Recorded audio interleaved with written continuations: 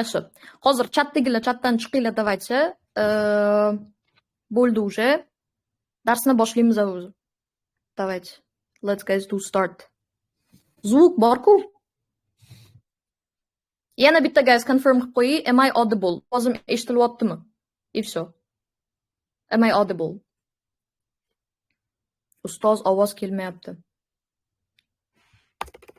Guys, может sizlar yoqarsizlar? Ovoz very good. Всё guys. Confirmed. Ovoz yaxshi ekan.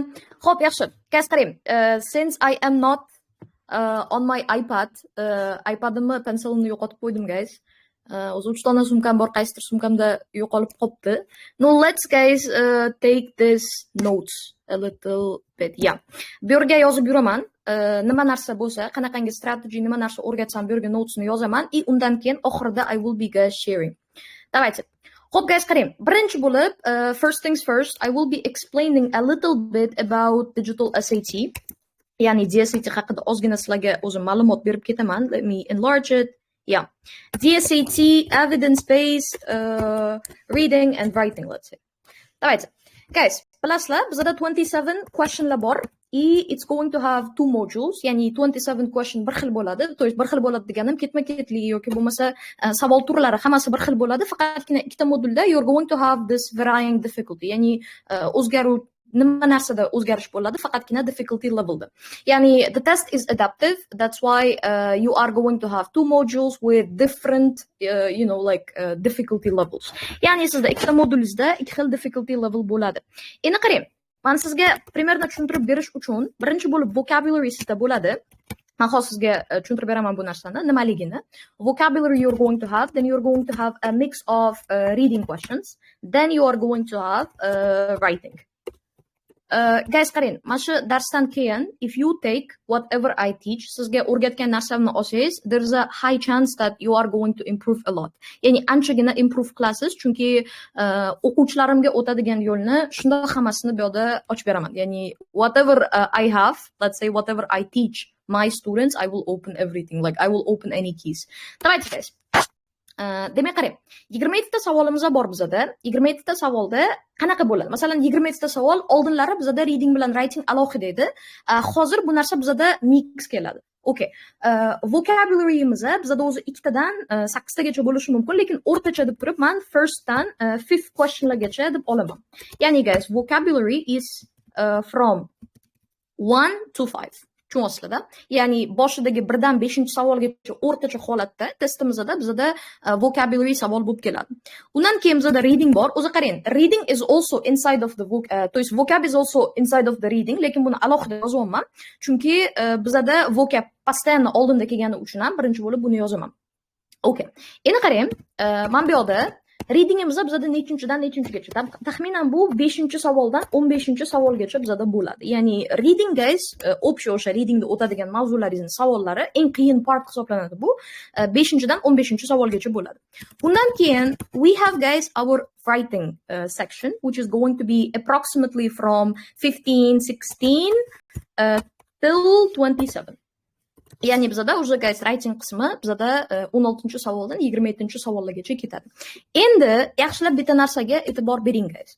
Ko'pchilik har xil aytadi, masalan, har xil boshlash mumkin, boshqa qilish mumkin, but what I found most effective for me, for my students guys, men birinchi marta o'sha SAT digital bo'lgan paytda men sirasi topshirib ko'rganman. O'sha paytda men nima desa bo'ladi? Просто tak topshirganman. Like hech qanaqa strategy ishlatmasdan, boshqa qilmasdan, keyin уже bu narsani develop qilganman, and this is what I teach students as well. Guys, qarang, masalan, siz imtihon kelgandan keyin sirazu birinchi savoldan 27-savolgacha qilib ketishingiz mumkin. Or you can manipulate those questions so that you manage your time really efficiently. Ya'ni siz vaqtingizni yaxshi nazorat qilib turib, mana bu narsalarni ozgina o'zgartirishingiz mumkin.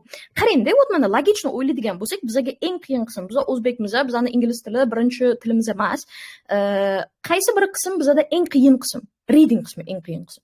Ko'pchilikda nima problema bo'ladi? Mana masalan, boshdan ishlab kelsa, vocabni ishlaydi yaxshi, readingni ishlaydi, qolib ketadi-da, shu yerda.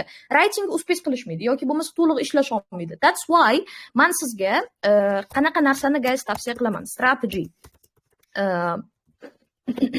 buni o'sha birinchi imtihonga kirib chiqqan paytimda o'sha anglaganman, birinchi o'sha digital bo'lgan paytda buni o'quvchilarga o'sha paytda o'rgatishni boshlaganman. Xo'p guys, qarang, qanaqa narsa bo'ladi? Tartib. Birinchi bo'lib sizda writing ishlashingiz kerak bo'ladi. Ya'ni tasavvur qiling, o'sha test boshlandi, siz o'rtasidan oxirigacha ketyapsiz. Okay? Ya'ni masalan, siz 16-savoldanmi yoki shundoq test boshlandi, pastda navigation bar bo'ladi o'zida, o'sha navigation barda shundoq 16 yo 15-savolni bosdingiz, o'sha writing keldi, ketdi u yog'iga, oxirigacha ketasiz. Demak, birinchi bo'lib writing ishlaysiz. Hozir aytib beraman qanaqaligini guys. Vaqt qanaqa tejash, qanaqa qilib men aytgan ideal vaqtda ulgurish, hammasini aytaman guys, hammasini ochib beraman sizlarga, no worries. Hop, qarang. Writing. Undan keyin bizada vocabulary, okay? Undan keyin bizada ketadi, okay, reading. Ya'ni bizada nima narsa bo'lyapti bu yerda? Ko'rasizlar. Qarang, birinchi bo'lib test boshlandi, siz 27 ta savolingiz bor, 15-savoldan 27-savolgacha ketyapsiz, keyin boshini ishlayapsiz. Okay? Endi men sizga hozir qanaqa qilib buni eng effektiv holatda ishlashni aytib beraman. Qarang, writing uchun o'zi sizda taxminan nechta savol bo'lyapti mana shu yerda? 11 ta yo 12 ta savol bo'ladi. You're going to have this many questions. O'sha 11 ta yoki 12 ta savolni ishlashingiz kerak bo'lgan vaqt 5-7 minut. Okay. Now guys, it might be like something very, let's say, futuristic. Slishk manaqa bo'lsa kerak masalan. Bu sizlar uchun qo'rqinchli narsa bo'lishi mumkin. 5-7 minut qanaqa ishlayman deb turib. But I will guys teach. Buni o'zini yo'llari bor. Men sizga hozir o'rgataman prям. Nimaga e'tibor berish kerak, qanaqa narsadan foydalanish kerak. I will be teaching guys everything. Xo'p, endi qarang. Vocabulary bizada nima bo'lishi kerak? 30 dan 45 sekundgacha seconds each. Ya'ni bu degani nima degani? Siz vocabulary uchun har bitta masalan vocabulary questionga 30 sekunddan 45 sekundgacha ishlatishingiz kerak. Buni ham guys o'rgataman, qanaqa turlari bor, nima narsasi bor, qanaqa strategy ishlatiladi. I will be guys teaching everything. Shuning uchun ham boshidan aytaman, we might be guys solving either one version one module or two modules. Ya'ni liba ikkita ishlaymiz modul, liba bitta ishlaymiz. Buni hali ko'ramiz guys. Maqsad nima narsa? Bugun ishladinglar, to'rtta versioni yana bor sizlarga. Bizada o'zi yaqinda make-up testga kiradiganlar bor. Bu imенно o'shalar uchun edi. No, agar siz keyinchalik imtihonlarga kirsangiz ham bu strategiyalardan foydalanib turib qilsangiz bo'ladi. Prosta nima narsa gapirsam, savol turlariga o'sha narsani yozib olib turib prosta practice qiling. Even if you are not my student. Okay. In terms of reading qanaqa narsa guys, o'sha qolgan vaqt hammasi. Ya'ni tasavvur qiling, sizda o'zi общий 32 minut bo'lsa, yeah, you're going to be given guys 32 minutes. 32 minutingizni ichini qanaqa qilib taqsimlayapsiz? Boshida writingingiz 5-7 minut bo'lyapti. Ya, undan keyin vocabulary где-то taxminan 5 ta savol bor deylik. 5 ta savolga ham sizga qancha ketadi? 3 minut atrofida ketyapti. Okay? Readingga o'sha guys hamma remaining, let's say. Yeah. O'zi reading savollariga guys o'rtacha 1-2-3 minut vaqt ketadi-da, anaqa normal studentga. Shuning uchun ham biz maksimal holatdan readingga bemalol vaqt qilib qo'yishimiz kerak. Endi men sizlarga aytdim, birinchi bo'lib writing bilan boshlash kerak ekan. Xo'p, mana masalan bizanikini давайте guys, birinchi bo'lib mana bu narsani sizga ko'rsatay. Tak, 1 second. Yeah. Mana shu narsani bu yoqqa olib qo'yaman. I will be guys taking it here. Sizlarga prosta ko'rsatish uchun 27 ta savolimiz bor bizada. Вот mana bu real martda tushgan test. Okay, guys, qaraymiz. Вот mana qarang. Vocabulary question. This is also imam bitta ham vocabulary question ketyapti. Bu sal boshqacharoq varianti, но все равно bu ham vocabulary guys. Вот mana men bitta bizada yana vocabulary ketyapti. Yana vocabulary ketyapti guys. Men sizga aytdim, birinchidan 5-savolgacha taxminan sizda vocab questionlar bo'ladi deb turibdi. Вот bu yerda 4 ta ekan, it's fine. Men просто buni anaqa приблизительно aytdim. Undan keyin вот mana qarang, main purpose of the text yoki bo'lmasa overall structure of the text yoki function, mana literal comprehension savollar yoki bo'lmasa mana bunaqa datali savollar, supporting, weakening savollari, yana o'sha gap guys. Вот mana hammasi bizada bular writing hisoblanadi. Вот mana logical completionlar, вот oxirida ko'proq keladi bular. Уже вот mana ko'rasizlar guys, men aytdim sizlarga 15-dan 16-dan 27-gacha savollar dedim. Вот mana from 16 mana bu yerda уже sizda writing savollari kelyapti. Endi guys qarangda, yaxshilab e'tibor bering mana shu narsaga. Writingni qanaqa qilib bilib olsa bo'ladi? Mana bu yerda question is very generic. Mana bu yerda which choice completes text so that it conforms to the conventions of standard English. Bu narsani o'qib olib o'tirish shart emas. Savolni vashshi qiziq emas sizga. Chunki question har doim bir xil keladi. Bu yerda просто так grammarga qarab o'tdi. Endi qarang. Biza mana shu writingni o'zini qilaman. How to save time in writing. Writingda qanaqa qilib vaqtni tejasa bo'ladi guys. Давайте men sizga mana shu narsani примерно tushuntirib beraman. Endi qarang, writing mana ko'ryapsizlar. Juda ko'pchilik masalan nima narsa qiladi? Men o'shani sizga hozir aytib beraman. Qarang, writingni biz 3 ta qismga bo'lamiz. Okay? First of all guys, it's grammar, ya'ni grammatika bo'yicha. Undan keyin guys bu transition savollari bo'yicha. Men harakat qilaman guys, hammasi bo'yicha sizga strategiyalar berishga. Grammar, transition oxirida guys bizda student notes questionlar bor. Guys qarang, writing qismida mana yana aniq qilamiz sizga, ko'rsatib beraman. Boshida mana ko'rasizlar, hammasi grammatika. Mana grammatika, bu ham grammatika ko'rasizlar. These are also grammar, ya'ni bizda har xil savollar bor. Subject verb agreement bor, tense questionlar bor, yoki bo'lmasa punctuation questionlar bor. Mana guys qarang. Примерно bizda taxminan 21-22 savollardan уже mana narsa boshlanadi. What is it? It is transition word questions guys. Undan keyin bizda mana oxirida уже notes questionlar kelyapti. A student has taken following notes, bla bla bla. Xo'p, endi qanaqa qilib guys vaqtni bu yerda tejasa bo'ladi? Okay?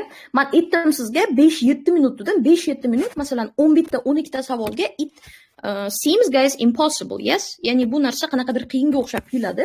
5-7 minutni o'zi. Hozir men sizga o'shani tushuntirib beraman. Guys, yaxshilab e'tibor bering. Juda oson bu narsa. Grammarda in grammar part, okay, try reading only that sentence. Guys, hozir men sizga nimaligini buni tushuntirib beraman. Qarang. Grammatika savolda bor-ku, grammatika savolda sizdagi anu tekstni, katta tekstni ma'nosi guys bir tiyin. Real aytaman, bir tiyin. Juda ko'pchilik o'qib, boshqa qilib o'tiradi, endi boshlaganlar endi. But you don't have to read everything. Qachon guys o'qiysiz grammatikada, qachonki sizda pronoun reference savoli kelib qolsa. U narsani ham hozir tushuntirib beraman sizga. No, grammatikada guys bir 90 почти что 95-100% holatda guys, you just read that sentence itself. Okay? Hozir siz bilan birga ishlagan paytimizda bu narsani ko'ramiz. Endi qarang, in transition questions. Qarang, transition questionlarda bu narsada qanaqa narsa? Hammasini o'qishingiz kerak. Желательно bunda hammasini o'qiysiz, but qayerga katta fokus berasiz guys? Oldingisi va keyingisi.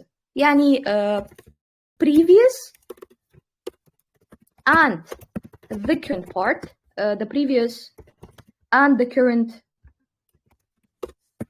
part, let's say, are important, are most important, let's say.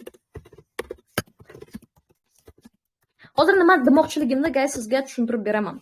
Qarang, transition questionlarda nima narsa guys bu transition o'zi? Transition oradagi svyazini bog'lab beradi. Ya'ni svyazini ko'rsatib beradi. Orada qanaqangi relationship bor ularda masalan? Is this a plus minus relationship? Is this like whatever? Hozir tushuntirib beraman sizga. Mana shuni qo'yib qo'ying. Transition. Okay. Endi bizda 3-turdagisi bor.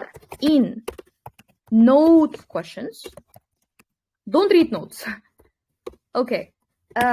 Guys, qarang, bitta narsada aytishingiz mumkin, yo'q, notesni o'qish kerak, bizga ustozimiz aytgan yoki yana kimdir aytgan, nimadirlar qilgan deb turib aytishingiz mumkin. Notesni o'qiydigan joyi bor, lekin bu juda ham kamdan kam holatda. Juda kamdan kam holatda deganim qachon? Ba'zidachi masalan juda ham bir-biriga o'xshash javoblar kelib qoladi. O'sha paytda siz faqatgina shundoq qarab turib ana o'qisangiz bo'ladi notesni, because like you can't really differentiate, yes, those options. Atak qolgan paytda guys notesni o'qish sizni katta ehtimol bilan chalg'itadi. Hozir sizga endi bu narsalarni tushuntirib beraman. Guys, qarang. Bildik strategy nimaligini biz 5-7 minutga harakat qilishimiz kerak. Ya'ni siz o'zingiz praktik qilganingizda 5-7 minutga siz harakat qilishingiz kerak. Lekin guys bu ideal vaqt. Ya'ni agarda sizni hali bu anaqaga yetmagan bo'lsangiz, it's fine to start with 10 minutes to 15 with 15 minutes, but over time guys you have to think of reducing that time. Ya'ni siz vaqti bilan уже bu narsani pasaytirishga harakat qilishingiz kerak. Lekin guys, birinchi navbatda accuracy. Ya'ni siz все равно bo'lishingiz kerak guys. Eng katta narsa сразу birinchi accuracyga qarash. Xo'p, endi qarang. Давайте guys, уже sizlar bilan boshlaymiz. Aytdim sizga, masalan, sizni imtihoningiz boshlandi and you are going to start with what? You are going to start with the writing part. Ya'ni, men sizga aytdim, o'tmana strategiyamizda birinchi bo'lib writingni o'zi bilan boshlaymiz va writingimizda bizda 16-dan 27-gacha savol ekan. Xo'p, okay, let me just put it here. Buni bu yoqqa qo'yib qo'yaman. Endi qarang, 16-savoldan boshlaymiz. Yana bitta narsaga e'tibor bering. Bizda grammatika savolllarimiz bor. Grammatika savolllarimiz taxminan 21-22-savolgacha va o'sha savollargacha biz faqatgina o'sha gapni o'ziga qarasak yetadi bizga. Okay? Let's get start. Bismillah deb boshlaymiz. Okay. Endi qarang, sразу mana shu gapni o'zini o'qiyman, yetadi menga. Xo'p, mana shu narsa in 1557 her painting can now be found at something. Guys, qarang, gapimizda har doim birinchi qarab oladigan narsangiz bu independent clause bormi yoki yo'qmi? Okay? Independent clause nimaligini sразу aytib ketaman sizga. Okay? Independent clause is like when you have subject plus verb. Oson qilib tushuntiraman sizga. But they can stand as let's say a complete idea. Complete idea de xullas o'zi tura oladigan bo'lish kerak, shuning uchun independent clause. Qarang endi gapimizda. In 1557 her painting can now be found at something. Guys, mana mana bizda her painting turibdi. Can now be found. Уже bizda subject her painting. It can now be found is already like a verb. Va bizda gapimizda boshqa lishni verblar kerak emas. Okay?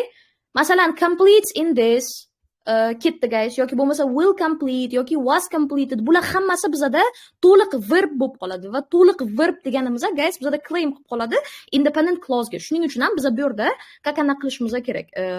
Extra часть qo'shib berishimiz kerak. Shuning uchun buni tanlab qo'yman.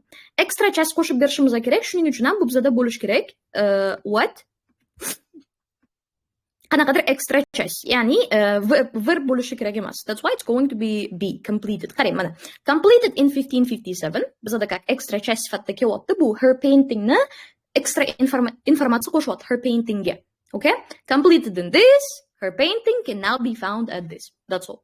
Xo'p, okay. 17 ga qaraymiz guys. Yaxshilab e'tibor bering. Guys, qarang, bizda-chi qarashingiz mumkin, voy bizda nuqta bitta ekan, ya'ni gapimiz bitta ekan, men boshdan o'qiymanmi deb turib. No, mana bu semicolon bor-ku guys, mana bunaqa nuqtali virgul. Okay? Mana shu joyga e'tibor berib keling. Semicolon o'zi odatda bu nuqtani vazifasini bajaradi. No, buni ham guys exception holati bor. Exception holati qachon? Bu complex listingda. Va bu qachon keladi? Qachonki mana bunaqa semicolon bilan end kelib qolsa. Mana shu paytda guys o'zini qoidasini buzadi. O'zi aslida masalan nuqtadan keyin biz end bilan boshlaymiz-ku, to'g'rimi guys gapimizni? Chunki ani qoidaga mos tushmaydi. Bizani SAT grammarimizga mos tushmaydi. Nuqtadan keyin bu yerda tasavvur qiling, semicolon как nuqta deb ishlatyapmiz, lekin nuqtadan keyin end kelyapti bizda. Which is вообще illogical. Bu yerda lekin guys boshqacha ma'nosi bor. Anyways, qarang, demak aytmoqchi bo'lganim sizga, men bitta semicolon ham nuqtani vazifasini bajaradi va we can focus on this part. Ya'ni biz ham bitga qarashimiz mumkin. Ya'ni faqatgina mana shu partni o'ziga xos qarab ketishimiz mumkin. Okay, let's remove that. Xo'p, this function well suited for something for multiple medical applications. Guys, qarang, mana bittachi bizda bitta koma kelyapti. Ikkinchi komamizga kelyapti. Ya'ni bu bizda extra часть qo'shyapti. Mana shunaqangacha lishni narsani olib tashlasangiz, gapingizning skeletini o'zi ko'rinadi. O'sha narsa bizga kerak. This function okay, well suited from medical, okay, blah, blah, blah. Ketdi bu часть уже. From the biocompatible properties of these particles. Qarang, mana shu gapimizda bizda mana bitta o'zi semicolonimizga как nuqtadagi akt qo'yibdi. Mana bu gapimizda bizda nima bo'lish kerak? Independent clause bo'lish kerak. Because otherwise o'sha sentensimizda sentence emasda u fragment bo'lib qoladi. Ya'ni o'zi tura olmay qoladi. Shuning uchun ham biz bu yerga dahshat bitta nima qo'yishimiz kerak? Verb qo'yishimiz kerak. Guys, qarang, this function stemming deyolmaymiz chunki stemming bu bizada как modifier bo'lib keladi. This function is stemming desak bo'ladi, lekin ana is stemmingga bizada stemmingni o'zi turibdi, ya'ni izi yo'q, u to'liq verb emas. Shuning uchun joyida ketdi. Having stemmed, guys, bu ham xuddi shunaqa qanaqadir modifierga o'xshab qolyapti. Having stemmed deganimizda, chunki bu to'liq verb emas. Okay? This function stems from something. What do you guys think? Stems from. It can be. Nima uchun? Chunki bu yaxshi verb bo'la oladi sizda. Yep. This can be a nice verb. Lekin boshqa paytda emas. Okay. This function stems from something. It's perfect. To stem. This function to stem. Verb bormi guys bizada? No. Shuning uchun ham bizada A, B, D variantlar ketdi because they are not verbs. Ular verb emas. Endi dalshi ketamiz guys. Okay. Here guys, bizda ozgina anaqa typo ketib qopti menimcha, ozgina problema ketib qopti. But yeah, including tak languages deyapti. Men bitta bo'lsa kerak guys languagelari. Xo'p, e'tibor beramiz guys. Qarang. The Austronesian language family comprises some 1200 languages. Okay. Guys, qarang, some 1200 languages deyapti. Mana shu gapimizning o'zida уже bizada gap bo'ldi. Endi qarang, bizda mana bu ikkita dashni orasidagi narsa bor-ku, buni prosta o'ylashingiz kerak. Ikkita dashni orasidagi narsa bu extra часть. Bizada ham masalan gapimizda anu qasni ichiga olib ketadi yoki bo'lmasa ikkita komani ichiga olib ketadi. It's just this, okay? Endi yaxshilab qaraymiz guys. Including the languages, this and this. Mana bitta o'zi bo'lish kerak edi guys. Mana shu yerda o'zi mana bu languages qo'shilishi kerak edi. Including the languages, mana shu va mana shu, which are spoken by 14 million and okay, mana shuncha billion speakers. Guys, e'tibor bering. Mana bittachi Bicol and Madures deyapti. Madures and Bicol deyapti. Ikkin mana bitta bizada ikkita kommani ichida relative clause'imizga ketyapti. Bitta narsani biling-da, qachon bizada relative clause yoki buni adjective clause ham deymiz, qachon bizada komma bo'ladi. Masalan, qarang-da. The guy whom I met, let's say, is 25. Mana mashtada guys sizga savol. Men bitta whom I met bu ham как adjective clause sifatida ketyapti. Endi sizga savol, bu yerda komma qo'yiladimi yoki yo'qmi? Masalan, xuddi shuni давайте men o'zgartiraman ozgina. Mashta the guy emasda endi Alex deyman. Tasavvur qiling. Yoki давайте Ali deylik o'zbekchasi. Ali whom I met is 25. Qaysi birida komma qo'yiladi? Ikkita komma. Qaysi birida komma qo'yilmaydi? Tabiiyki bizada obvious narsada qo'yiladi komma, to'g'rimi? Ya'ni kommani o'zi ma'nosi nima guys? To show that it is something extra. Yes? Qanaqadir extra ma'lumotga bizada komma qo'yiladi va bu yerda qanaqasiga extra? Nima extra? The guy qaysi gayligini o'zi bilmayapsiz-da. Shundan keyin men bu whom I met sizda ekstra emas уже. Bu naborot sizda aniqlashtirib beryapti. Lekin Ali whom I met desam, Ali уже o'zi itak oddiy narsa, to есть oddiy narsa nima? Itak уже obvious narsa, shuning uchun ham bu yerda komma qo'yishimiz kerak. Endi men bitta ham guys, qarang. Madures and Bicol which are spoken by this word. Endi men bitta ham bizda komma qo'yilyapti. Chunki men Madures and Bicol bizda anaqasi bor уже. То есть they are already specific. Endi qarang-da, bizada savol. Including the languages, mana bitta including dan keyin the languages ni qo'ysak, languages Madures and Bicol. Okay? Mashta men sizga bitta narsani, guys, bitta qoidani tushuntirib ketaman. Bu qoida juda ko'p keladi. Mana shu narsaga ehtiyot bo'lishingiz kerak. Bu noun phrase deyiladi, guys. So'zi в общем, qachonki bizada description bo'lib kelsa, tasavvur qiling-da. Aytaylik American songwriter and engineer deyapman-da, Nicholas deyapman. Tasavvur qiling. Is good. Endi mana bitta bizada is bunaqa joylari muhim emas. Nima narsa muhim? Bizada mana bu chashsi muhim. Okay? American songwriter and engineer Nicholas is good. Давайте mana shu narsani yana ham extend qilamiz, guys. Buchi juda ko'pchilik oddiy deb o'ylaydigan narsa, lekin men sizga prям tushuntirib berishim kerak bu narsani. Qarang. American songwriter and engineer Nicholas is good deyman. Keyingisini hozir. Men sizga shuni 3 ta variantda yozib beraman, okay? Okay. Tak, American songwriter and engineer. Let's say guys, mana shu joyda the first American songwriter. And tasavvur qiling, shunaqa first bo'lib qolsa, o'zi it doesn't make sense, but anyways, American songwriter and engineer from let's say LA, whatever. Okay, from LA, Nicholas is good. Tasavvur qiling guys, mana shu joyda. Yaxshilab e'tibor bering. Men hozir bitta zo'r narsa o'rgataman mana shunda. Okay, imagine this. American songwriter and engineer. Mana bu yerda ko'ryapsizlar description. Ko'pchilik nima qiladi? Bu просто так describe qilib qo'yapti-ku, то есть uni как adjectivega o'xshab qo'yapti-ku, shuning uchun hech narsa qo'ymaymiz deydi. Va mana shu uchala holatda ham hech narsa qo'ymay ketadi. But let me guys teach you something really important. Qarang. American songwriter and engineer. O'ylab ko'rishingiz kerak. Bu yerda ikkita savol berasiz. American songwriter and engineer. Mana shu kombinatsiya dunyo bo'yicha bittami? Like, is it one unique person? Bir dona yagonami mana shu? No. Unique odam emas, okay? Yana bitta narsani so'rab qo'yishingiz kerak o'zingizdan. Mana bittagi engineer bilan Nicholas bor-ku, descriptionni tugash joyi bilan name'ni o'zida. Mana shu joyda svyazini to'g'rilab qo'yishingiz kerak. Ya'ni is engineer Nicholas, engineerni o'zi Nicholasmi? Yes. Endi qarang, bizada agar mana bu narsa yagona odamni bildirmasa, plus mana bitta Nicholas rostdan ham engineer bo'lsa, there is no comma guys. Hech qanaqa bu yerda comma bo'lmaydi, hech qanaqa anaqa bo'lmaydi. Ya'ni bu sentence o'zi normalda turibdi. Endi tasavvur qiling mana bitta. American songwriter and engineer from LA deyapman. Mana shu hamma narsa bizada как description bo'ldi, to'g'rimi? Ya'ni American songwriter engineer from LA. To'g'ri, LA dan ko'pgina bunaqa odamlar bo'lishi mumkin. Hatto ikkita bo'lishi mumkin. This is not a unique thing.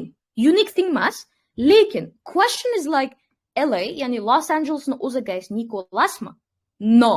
Shuning uchun ham biz bu narsani svyazı g'alati bo'lib qolgani uchun ham bitta komma qo'ydik. Okay? Mana shu yerda o'qib ketdik. Comma rule. Xo'p. Endi qarang yaxshilab. Uchinchisi, it's really interesting. Qarang. The first American songwriter and engineer Nicholas. Endi bu yerda the first deyapman. Ya'ni the first birinchi deyapman. Bu bitta odam o'zi. Masalan, siz farqi yo'q, 41-chi deysizmi, 45-chi deysizmi, 100-chi deysizmi, u bitta odam. Okay? It doesn't have to be like best, strongest, the most. Ya'ni bunaqa so'zlarni aytmasangiz ham, mana numberlar ham baribir birligini bildiradi. Okay? Ya'ni bu ham ikkita kommani orasida bo'ladi. Nicholasni o'zini biz ikkita kommaga olib qo'yamiz. Nima uchun? Chunki mana bu narsa уже obvious description. Ya'ni mana shu obvious descriptiondan keyin mana bu ism как-то extra bo'lib qoladi. Endi qarang guys, yana bitta aytadi anaqalar. Siz uchun как informatsiya sifatida yana nima anaqa bo'lishi mumkin? To есть bitta odamligini yoki unique narsaligini bildirish mumkin. Masalan, mother, dad, like whatever. Masalan, mana bunaqa desangiz guys, bo'lmaydi уже. Qarang-da. My best friend's, I don't know, daughter, let's say. My best friend's daughter. Oh, mana shu noto'g'ri yozdim-da. My best friend's daughter, Lucy. Tasavvur qiling. My best friend's daughter. To'g'risini best friend is bitta bo'lishi mumkin, lekin uni daughter bitta bo'lishga anaqa emas. To есть etili majbur emas. It can be two, it can be three, it can be more. Yeah? Shuning uchun ham bitta Lucy kommani ichida olinmaydi. Okay?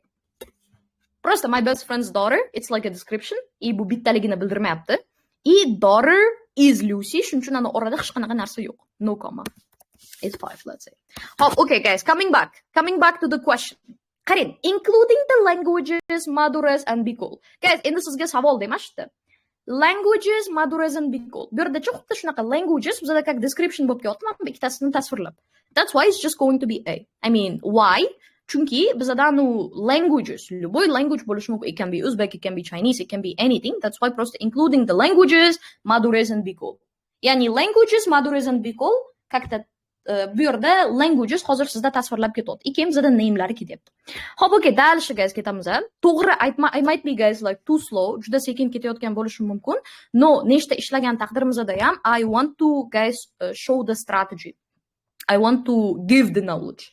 Okay, dalish ketamiz. For the past 20 million years, Earth's magnetic pulse. Endi qarang yaxshilab. Bu ham xuddi shunaqa bizda. Bu yerda ham shunday o'qisak bo'laveradi. Qaraymiz yaxshilab. This has not always been the case. Okay, though. Throughout the geologic history, Earth's magnetic poles have swapped places. Guys, endi qarang-da, bizda this has not always been the case deganimizda bu bitta gap, independent clause. Undan tashqari bizda Earth's magnetic poles have swapped. Guys, qarang. Magnetic poles, okay, have swapped. Уже bizda yana independent clause, ya'ni ikkita independent clause ketyapti. Ikkita independent clause. Bitta narsani shu yerga yozib ketaman. Bu narsani bilasizlar o'zi ko'pchilik tayyorlanayotgan manimcha biladi. independent agar bitta komma bilan ishlatilsa yoki or independent просто independent kelsa, these are guys all run on. Okay? Ya'ni bizada bu problemaga olib keladi. Nima problemaligini run on problemasi. Masalan, tasavvur qiling-da, I came, I slept. Просто I came, I slept. Bu o'zi gapingizda normally make sense qiladi, but in grammar guys it's bad thing. Chunki bu bizada bilasizlar run on. Okay, this has not always been the case. Ketdi уже. Earth's magnetic poles have swapped places several times through a process called polar wandering. Okay guys, qarang, bizada ikkita independent clause bo'lgani uchun ham bizada be ketdi, d ketdi. Nima uchun? Chunki ikkita independent clause'ni biz qanaqadir bog'lashimiz kerak va shu bilan birga orada anaqa bo'lib qolish kerak emas. Run on holati bo'lib qolish kerak emas. Run on holati bo'lib qolish kerak emasligi uchun ham bizada bu bo'lishi mumkin liba a or c. Endi qaysi bir? Qarang yaxshilab, though bor-ku bizada. Mana shu narsani tushunib oling, chunki bu juda ham hozirgi kunlarda ko'p kelyapti oxirgi testlarda. Though degan narsamiz bor-ku, though bizada bu transition-da, bu kakani hozir tushuntirib beraman mana shu joyga. Okay. Qarang, masalan, tasavvur qiling, bizada mana bunaqa holat kelsin. Gapimiz mana shu yerda bor. Okay, mana shu yerda ham gapimiz bor-da. Tasavvur qiling, bizada mana bitta semikolonimiz bor. Though bu yoqda kelyapti. Okay? Bu nima degani? Though'imiz bu yoqqa o'tib qoldi degani. Mana shu gap bilan bu gapni bog'laydi degani. Ya'ni though qayerda bo'lsa, gapni boshida keladimi, o'rtasidami, oxiridami, it doesn't matter. Okay? Ya'ni mana bu though is gapni boshidan oxiridan o'rtasidan farqi yo'q, o'zidan oldingi gapga svязь beradi bizga. Ya'ni connection beradi. Endi qarang. This has not always been the case though. Davomimizda throughout geologic history, Earth's magnetic poles have swapped places several times through a process called polar wandering. Endi sizga savol guys. Mana this has not always been the case degan narsamiz bilan keyingi gapimizda bizda kakta contrasting narsa bo'lyaptimi? Ya'ni plus minus narsa bo'lyaptimi? Chunki though ishlatilyapti yoki mana bu birinchi gap bilanmi? Uchta gapimiz bor bizda. Uchta gapning orasidan qaysi birida o'shanaqangi contrasting connection borligini topishimiz kerak. Earth's magnetic poles in the far north and far south have remained roughly where they are today. Bu degani nima degani? Ular o'zini joyida turibdi degani. Примерно o'zini joyida turibdi degani. This has not always been the case though. Ya'ni, уже mana bu birinchi gapimiz bilan bizda ikkinchi gapimizda ekan, mana bu connection. Shuning uchun ham bizda A ni tanlamaymiz-da, C ni tanlaymiz. Chunki nima uchun guys? Birinchi bilan ikkini bog'lamoqchimizmi? Ikkinchi gapni o'ziga biza though-ni tiqib qo'yishimiz kerak. Agar uchinchi gapga olib borib tiqib qo'yadigan bo'lsak, mana mana bu A ga o'xshagan holatda, semikolonni u yoqqa otib yuborsak, guys, unda uchinchi gap bilan ikkinchi gapni bog'lab qo'yadi. I hope it makes sense. Let's guys move on. Dalshi ketamiz. Endi qaraymiz, уже bizada mana bu naqangi anaqilar kelyapti. Men sizga hozir tushuntirib beraman. Bu narsani постоянныйga olib qoling. Qarang. Okay, here. Let's guys read. Mana bitta endi bizada anaqani o'qisak bo'ladi. Chunki mana bu narsalar уже ozgina confusing roq bo'lgani uchun guys, bu mana o'qiyman hammasini. Russian born visual artist Masha turns household items into strange surprising works of art. Demak bizada household har xil household itemlarni har xil surprising narsalarga o'zgartirar ekan. Endi qarang, in her prints 10 sweet pants take on the form of a camel as they dangle from a clothesline. Okay, ya'ni sweet pantlar mamnaqa tuyaga o'xshab qoladi bu. The direct handles of a pair of pliers become the tongues of flip-flops made of nails. Okay guys, qarang. Bu yerda qanaqa narsa ketyapti? Masalan, aytaylik, uydagi narsa nima? Kitobni oladi-da, u bunaqa narsa qilib qo'yadi. Buni oladi-da, bunaqa narsa qilib qo'yadi deyapti. It means like she is just suggesting two distinct things. Ya'ni ikkita narsani qilyapti. Birinchi bo'lib guys, qarang, yana grammatikani o'tib olamiz. Bizada grammatically, okay, chiqib ketadigan option bu A.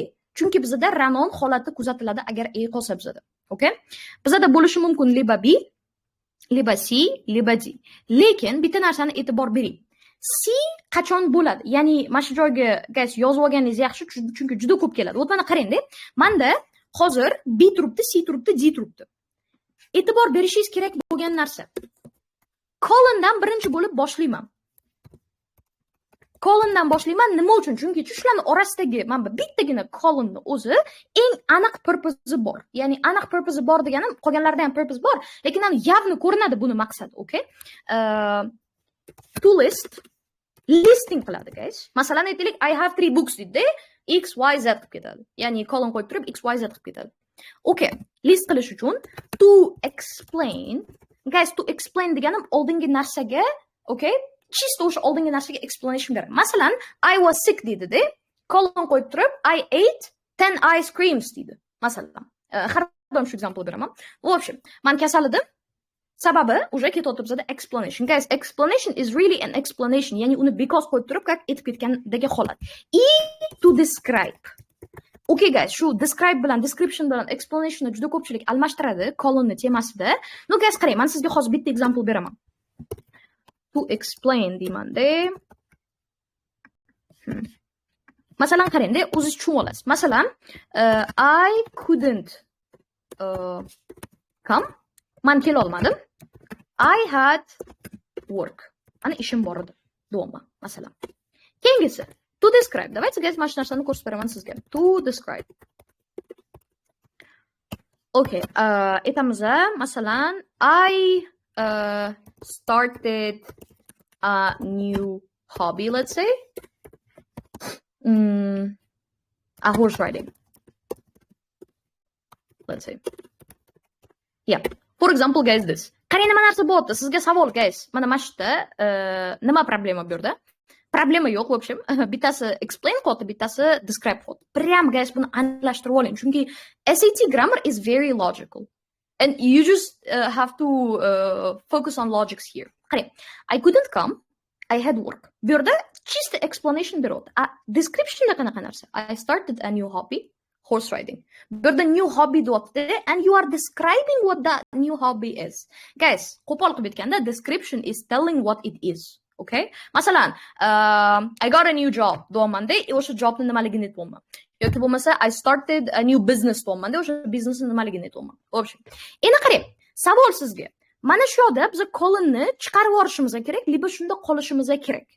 Men bitta in her prince tan sweet pants, ya'ni men bitta sweet pant bilan men bir red handles degan gapimiz, ular bitta gapmi, ya'ni bir-birini liba list, liba explanation, liba description qilib kelyaptimi?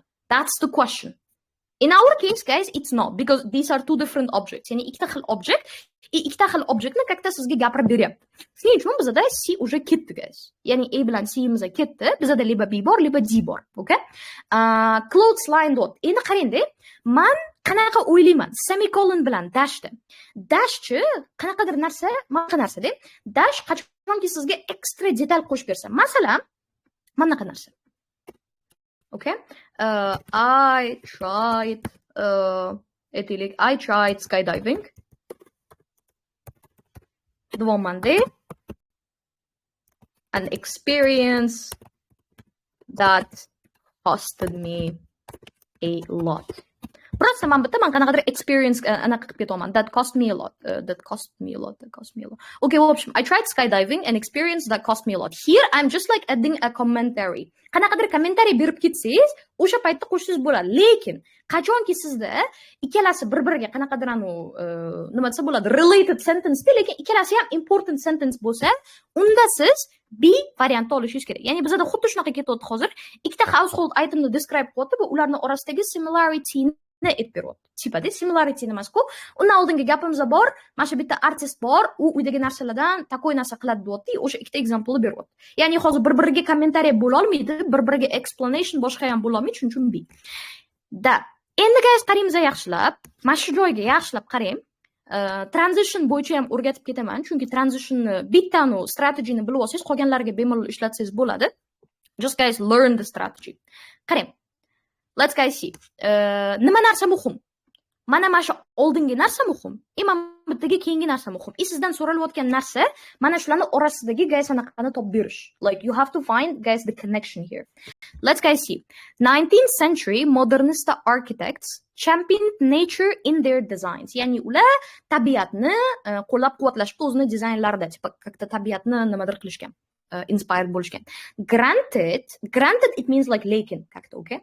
Lekin the dramatic archways, botanical glasswork of this modernist private home designed by this could not exactly grow in a forest. Lekin ularni mashq qilgan uyi, mashq qilgan arxitekturasi forestda o'sa olmas ekan. Okay guys, qarang. Forestda o'sa olmas ekan. Endi qarang. One sees natural influences in Raspal's penchant for curves and plant and animal inspired flourishes. Qarang. o'zi forestda o'sa olmaydi.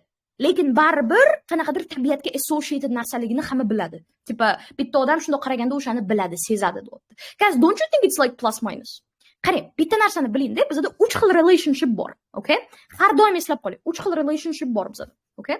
Birinchisi bu plus minus. Har doim birinchi plus minus bilan boshlang. Chunki bizning miyamizda haytga ochiq bo'ladi. Ya'ni, plus minus narsa bo'lsa, sразу masalan, odamlarning kamchiligini qidirishga harakat qilamiz yo nimadir harakat qilamiz-ku. Bu degani bizning miyamizda we are wired to detect something plus minus, okay? Ya'ni birinchi plus minusga qarang. Hozir bizda plus minus bor. Ular o'zi forestda o'sa olmaydi, lekin baribir o'sha natureni qanaqadir influenslarini sezasan deyapti. Which is plus minus. Yaxshi. Plus minus bo'lsa qotamiz, lekin plus minus bo'lmasa-chi, ikkinchi narsa bu cause and effect. Cause and effectni qachon qanaqa qilib qidirsak bo'ladi? Birinchi gapga because qo'yib turib o'qiysiz. Ya'ni because qo'yib turib, prям because qo'ysiz ishlab ketadigan gap bo'lishi kerak. Uchinchisi bu continue. Ya'ni ideal continuation bo'lsa, ularni ham hozir tushuntirib beraman. Guys, bizda tasavvur qiling, уже plus minusni sezdik. Plus minus uchun bizda уже furthermore emas, still da, similarly emas, in other words emas. Bizda o'zi bir dona option bor ekan, shuning uchun stillni tanlab qo'ydik.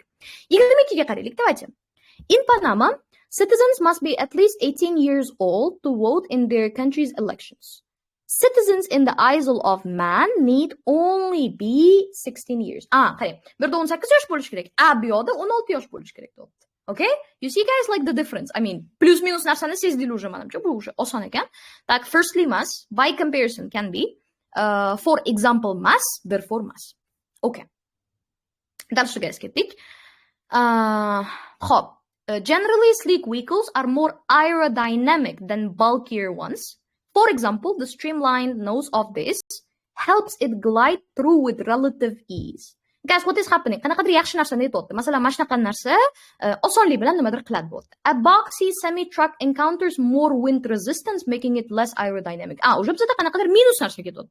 Bunisi bo'lsa, bunaqa g'alatiroq deyapti. То есть, bo'ylanu encounters more resistance, ko'proq qarshilik uchrar ekan va unaqangi aerodinamik emas ekan. Which means bitta plus, bitta positive, bitta negative.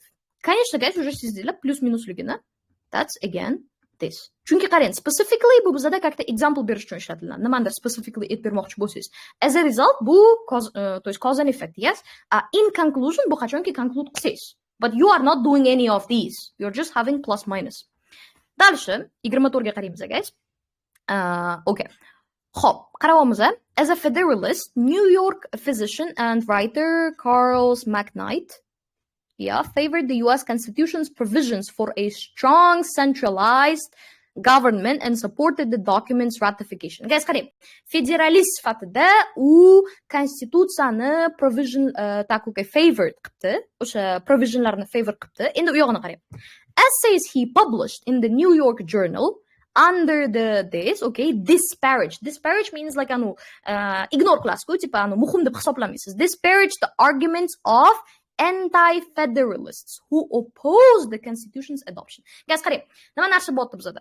O'sha Charlesni o'zi US Constitution'ni nimasinidir favor qilgan, qo'llab-quvvatlagan. Bu yerda nima deyapti? Uni qo'llab-quvvatlamaganlarga u nima qildi? Ularni ignore qildi. Qarang, ikkalasi вроде plus ketyapti bizda. Ikkalasi ham qanaqadir bir xil ideya, в общем-da. U US Constitution'ni qo'llab-quvvatlagan, katta favor qilgan. Bu yerda ketyapti, qo'llab-quvvatlamaganlarni disparage qilgan, ya'ni ignore qilgan. Endi qarang, savol, bunaqa holatda qanaqa bo'ladi? By comparison bilan nevertheless chiqib ketdi, chunki bu yerda plus minus yo'q. Ikkinchi holatni guys обязательно qo'yib ko'ring. Qarang, kontrast yo'qmi? Demak, bizda because qo'yib ko'rishimiz kerak. Qarang, because u US Constitution'ni shunaqa support qilgani uchun ham uni support qilmaganlarga qarshi chiqqan. Can this be? Yes, it can be, guys. Demak, bizda cause and effect bo'lishi mumkin. Cause and effect bo'ldimi, qoting guys shu yerda. Yana continuemikin, 3-kategoriyamikin deb o'tirmang guys. Chunki cause and effect uncha-muncha narsa bo'la olmaydi. Endi qaraymiz, cause and effect qidiramiz, fittingly bu degani shuning uchun degani, shunaqa bo'lgani uchun ham shunaqa degan ma'noda kelyapti. In other words, qachonki siz bitta temani qaytarib bersiz, takrorlab bersiz. Masalan, SAT is a standardized test tema, da? Ikkinchi gapimda aytayapman, everyone has to take it. so that their knowledge will be measured on a standard level. Qarang, standardized test deganimni просто yana ham ochiqlab beraman. Bu degani in other words, boshqacha qilib aytganda same thing, yes? Просто men in other words nimaligini aytib berdim. Dal shu ketamiz. Endi guys, biz уже notes ga keldik. Qarang, transition men ozgina bo'lsa ham tushundingiz. I hope. Demak guys, uchta bizda anaqamiz bor ekan, connectionimiz bor ekan. Birinchi connection bu plus minus. Bizning guys miyamizda heytga ochiq bo'lgani uchun ham birinchi bo'lib plus an effect, ya'ni because qo'yamiz. Undan keyin biz nima qilamiz? Уже continue, ideya continue bo'lyaptimi, boshqa bo'lyaptimi uni tekshiramiz. Endi qarang. Notes question ko'pchilik mendan ham yaxshi biladi.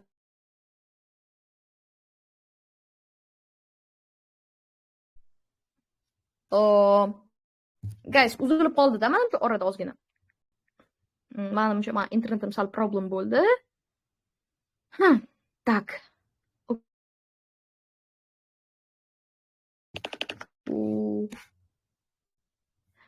Let me just connect it to my own internet. 1 second, guys. 1 second.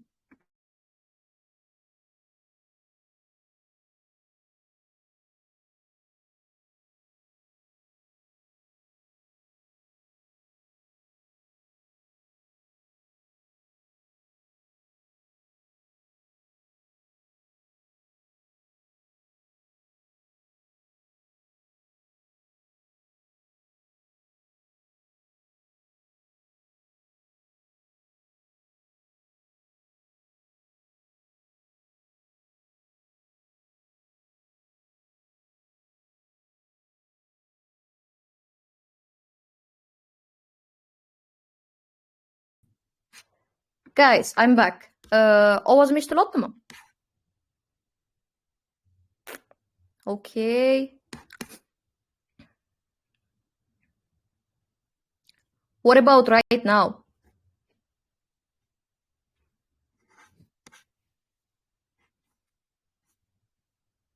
Yes, nice. Good. Nice. Yaxshi.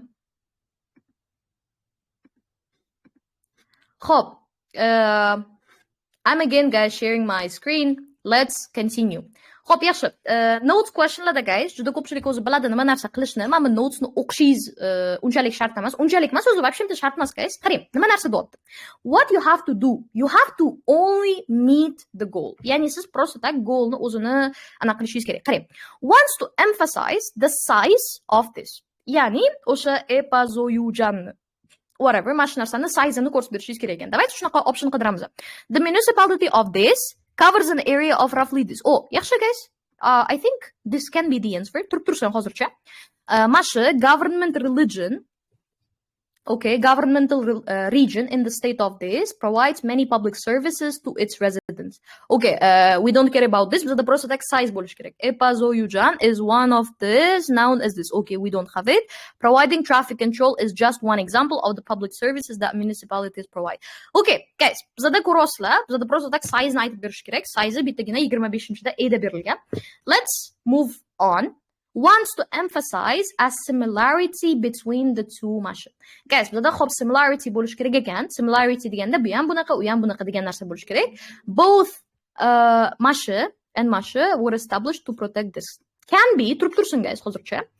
Some days, such as this, were established specifically to protect endangered species. Guys, there is no Hop. While the crocodile lake this extends across Mashinche acre area, Masha encompasses only this. Okay, guys, this is a clear difference.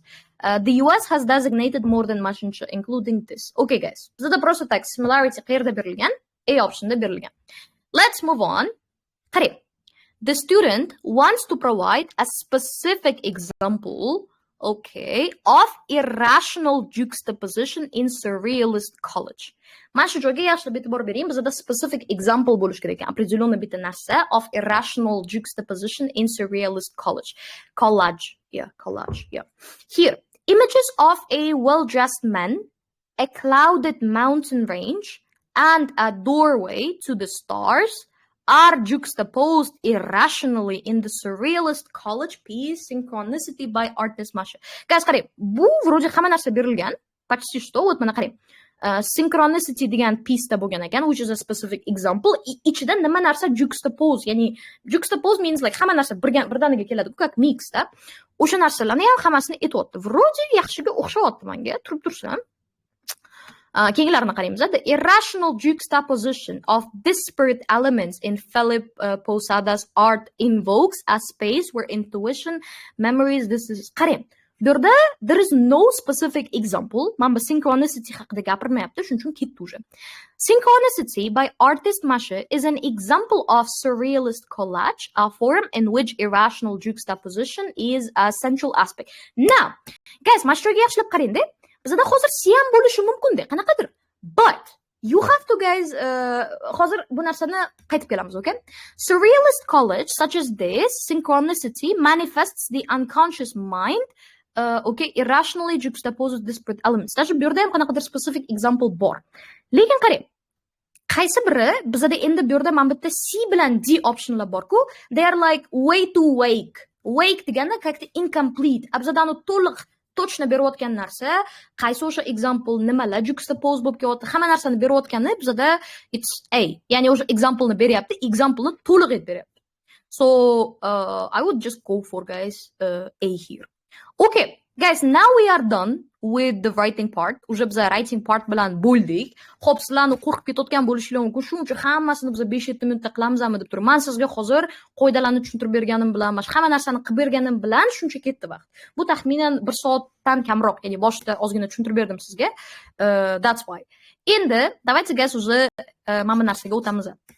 English qismiga o'tamiz. English qismida ham I try to guys explain what is what and what questions are what. Shuning uchun ana ikkinchi modulga mabodoga uspet qilmasligimiz mumkin. If I'm like gonna be too tired. No guys, yaxshi yangiligim bor keyin oxirida. Okay, давайте guys qaraymiz. Okay. We are looking at this. Xo'p, qarang. Bizda vocabulary question bor-ku, vocabulary questionni ikki xil holati bor-da. Ikki xil holati bor degani qanaqa ikki xil holati bor? Birinchisi bu men o'zim nomlayman just vocab, ikkinchisi vocab in context. Okay? Ya'ni qarang, just vocab question bilan vocab in context questionlarning farqi nima? Men sizga hozir tushuntirib beraman. Qarang. Men bittacha blank bor, to'g'rimi?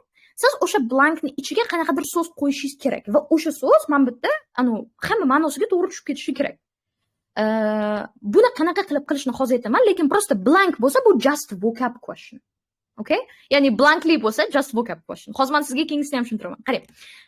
Agarda bizda qanaqadir so'z bo'lsa-da, o'sha so'zni tagiga chizilgan bo'lsa, masalan, mana men bitta cheating. Let's guys see what cheating is. Cheating. O't mana cheating mana men bitta ekan bizda. Yaxshi. Xo'p, cheating masalan mana shu so'z underline qilingan. Tasavvur qiling. Men endi ozgina faylda problem kelib qolgan, underline qilishmagan, o'sha so'rabman. Endi qarang, qanaqa narsa bo'lish kerak? Bu bilan buni farqi nima? Bu yerda-chi siz so'zni prям qo'yasiz. Bu yerda mana shu cheating degan so'zni siz o'zgartirib, yana boshqa narsa qo'ymaysiz. Siz mana shu so'zni mana shu kontekstdagi ma'nosini tushunishingiz kerak. Ya'ni qarang-da, tasavvur qiling, bizda ham so'zlar bor, har xil kontekstda har xil narsa ishlatiladi, to'g'rimi? Masalan, даже ingliz tilida ham hozirgi slanglar chiqib ketgan. Masalan, you are cooked deydi-ku, tipa. Cook degan so'z o'zi вообще boshqacha ma'no, lekin anu case har xil kontekstda har xil keladi. You are cooked means like вообще boshqacha ma'noda. Ya'ni kontekstga qarab turib o'zgaradigan vocabulary bu именно mamnaqa. Vocabulary question o'zini ma'nosida keladigani bu bunaqa. Okay? Now, let me guys talk about the approach. Qanaqa approach qilishingiz kerak? Here, именно mana birinchi savoldagida nima narsa qilishingiz kerak? Hammasini o'qiysiz va actively o'zingizga qayerga qarab turib qo'ysam ekan degan hint qidirasiz. Men sizga o'sha hintlarni hozir aytib beraman qanaqaligini. Qarang guys. The Apollo moon landings hammasini o'qiymiz. Brought radiation detectors and equipment too heavy for lift off to the moon and produce large amounts of data. Xullas, mana shu landinglar katta datalarni ularga qoldiribdi. Research Philip Metzger, who is investigating long-term effects of being on the moon, continues to use Apollo data. Qarang, u hali ham Apollo datani ishlatayotgan ekan, hali ham ishlatyapti. Okay, hali ham continue qilayotgan ekan. Demonstrating that the mission's value to science is something. Qarang, nima uchun u haligacha datani ishlatadi? Qachonki o'sha missionni valuesi, ya'ni uni beradigan qadr qiymati nima bo'lsa? It's not controversial. Controversial tasavvur qiling, hali uni foydasi aniq emasda, siz o'shani ishlatib yotibsiz. Bunaqa narsa bo'lmaydi. Shuning uchun controversial ketdi. Displaced. Displaced degani katta o'rnini oldi degani. But it's not. Original. Uni valuesi original. Value being original, guys. Can you imagine what's that? Ongoing, it's like haliyam u continue qilyapti chunki uni use case haliyam bor. It's like haliyam davom etyapti degan narsa. So it can be ongoing. Okay, dalshiga ketamiz. Endi bu yog'ini qaraymiz, guys. Ikkini. You can read everything. Hammasini o'qishingiz kerak, guys. Nima narsa bu yerda? Mana bu cheating so'zini nima ma'noda kelayotganini, именно mana shu kontekstda nima kelayotganini topishimiz kerak. Qarang, guys, let's read. Mana bu blurb bilan ham o'qiganingiz yaxshi. The narrator describes practicing the piano when she was a child. For the talent show, I was to play a piece called Pleading a Child. Okay, Pleading Child from Masha Scenes from Childhood. It was simple, moody piece that sounded more difficult than it was. Okay, piece haqida aytibdi. I was supposed to memorize the whole thing, playing the repeat parts twice to make the piece sound longer. Okay, guys, nima narsa bo'ldi? 2 martadan o'ynash kerak ekan, o'shani play qilish kerak ekan, чтобы uzunroq qilib ko'rsatish uchun. But I dawdled over it. Dawdled over it means like anu sekin chalgan bo'ladi-ku, tipa playing a few bars and then cheating.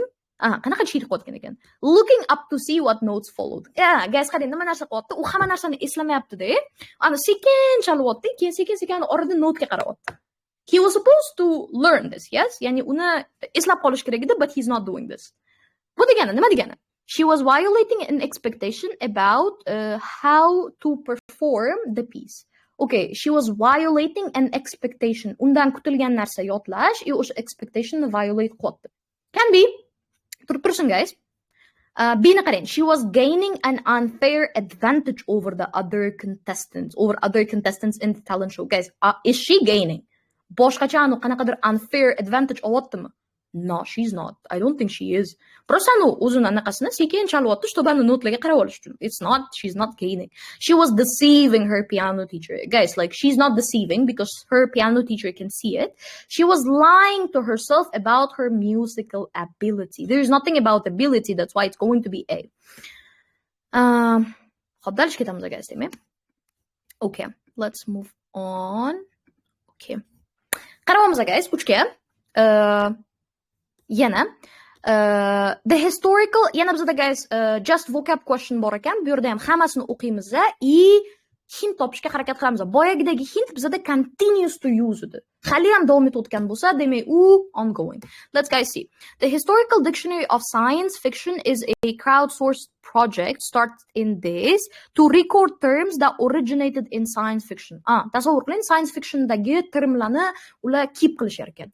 Volunteers shared digitized excerpts from personal collections of sci-fi magazines not typically preserved in libraries. Guys, qarang, volontyorlar bir-biriga bo'lishar ekan. O'zini o'sha yig'gan narsalarni bo'lishar ekan.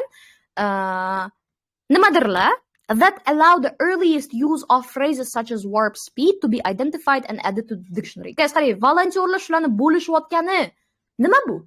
What is it?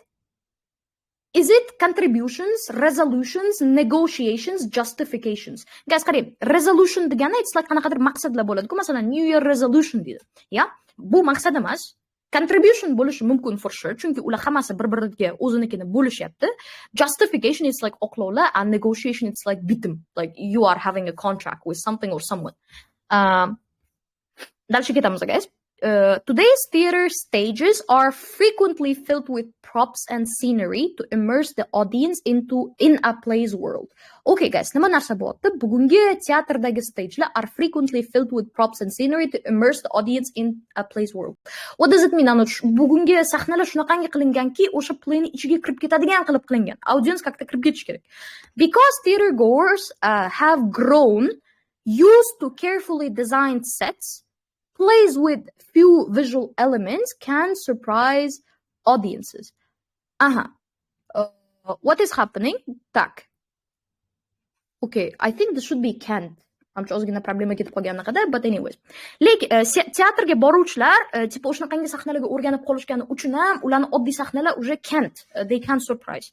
Okay, but simple, chunki yemayapti logically. But simple, unadorned, okay, stages were likely something audiences in the very distant past. Okay? Highly decorated detailed sets were not common until 1600. Aha, guys, nima narsa deyapti? Ya'ni o'sha bezatilmagan sahnalar o'sha audienslarni nima qilgan? Nimadir qilgan ekan. Chunki mana qarang aytayapti, ani prям dahshat bezatilgan narsalar 1600-yilgacha common bo'lmagan. Bu degani, o'sha paytda, tipa in the very distant pastda ham haligacha ular uchun nima bo'lish kerak o'sha anadorn stageslar. It should be like something expected. Chunki guys, qarangda, bizda liba expected bo'lish kerak, liba exciting bo'lish kerak. Chunki anadorn sahnalar ularga anaqa bo'lish kerak. Ya'ni ular o'shanga borib o'rganib qolishgan. It's about being used to bo'lgani uchun liba expected, liba exciting to bo'lish kerak, lekin exciting to uchun bizda enough anaqa yo'q.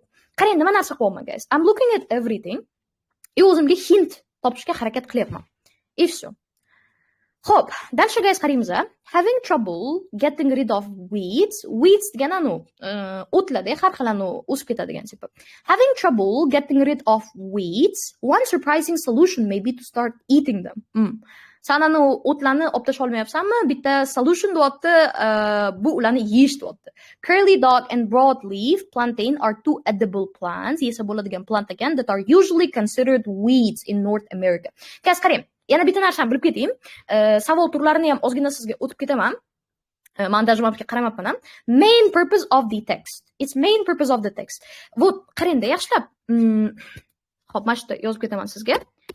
Big picture questionlar, ya'ni nimalar kiradi bunga? Main purpose, main idea yoki overall structure hammasi okay, prioritize accuracy. Nima demoqchiman guys bu yerda?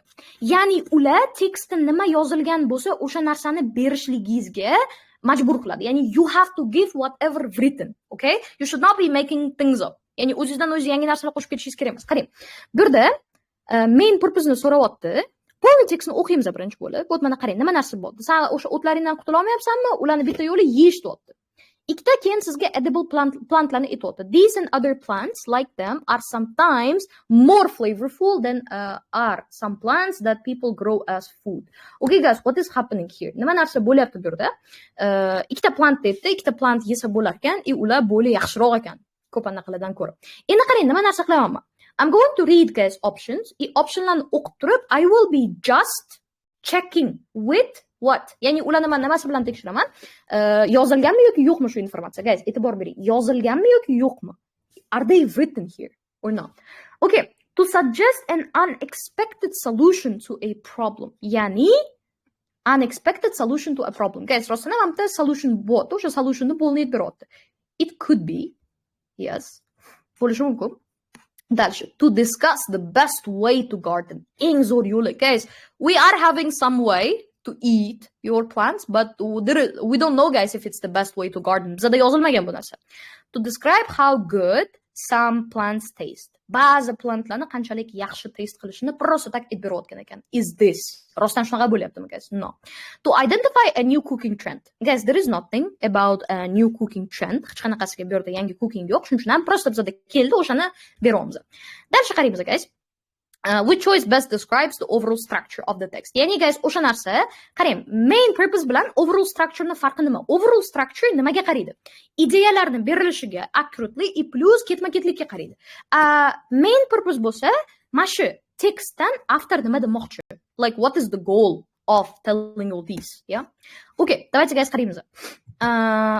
Bu yerda e'tibor bering guys, bunaqa narsa qilmang. Detallariga e'tibor bermang. Просто katta nima ketayotganini примерно tushunishga harakat qilamiz. Qarang.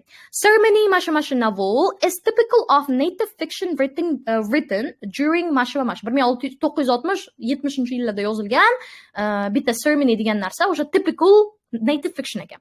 During that period, Silko and her peers wrote realistic, deeply serious portrayals of life in tribal communities. Ya'ni ular realistik va deeply serious narsalar yozishibdi. Recently, however, younger native writers have embraced popular genres known for being entertaining and suspenseful. Okay guys, qarang, oldinlari realistic bunaqa yozishgan o'sha paytlarda, hozir fantasy and horror yozishyapti ular.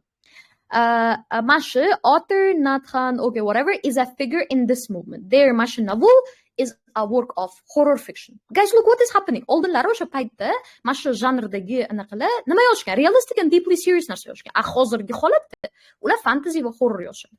Okay, guys, yana o'sha gap. Accuracy is the key. Accuracyga qarashimiz kerak. It discusses fiction by earlier native writers. Rostdan ham guys, burada fictionni o'sha oldingilar yozganini tasvirladi. Then describes how fiction by more recent native writers differs from the earlier fiction. Hozirgi recent native writerlarni oldingisidan qanaqa farq qilishini rostdan vuradi guys, aytdi hammasini.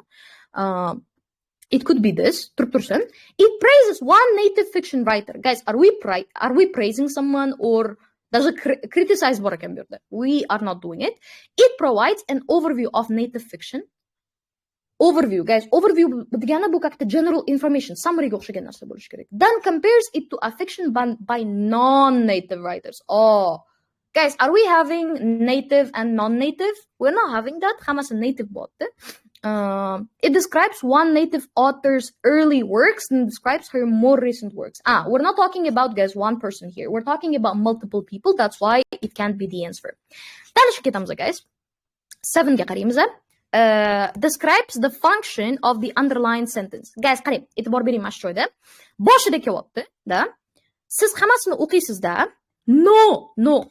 Mana bu underline portion borku is super important. Ya'ni mana shu narsaga e'tibor berishingiz kerak.